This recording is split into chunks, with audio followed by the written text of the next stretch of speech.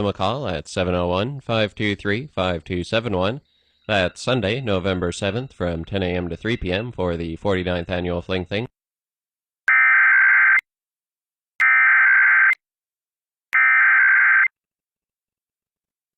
The civil authorities have issued a civil emergency message for all of North Dakota beginning at 10:52 a.m. and ending at 11:52 a.m. A silver alert is being issued at the request of Bismarck Police Department. Chase Wade Hoodle of Bismarck, ND is an 18-year-old black male.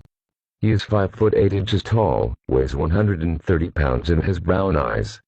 His last known whereabouts were on November 2, 2021 at 9:45 a.m. near Memorial Bridge in Bismarck.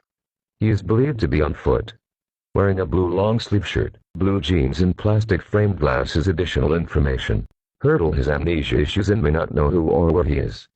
If you have any information regarding this incident, please contact Sergeant Gaddis at 701-223-1212. The above silver alert information is available to the public by calling 511 and at www.ndresponse.gov/alert.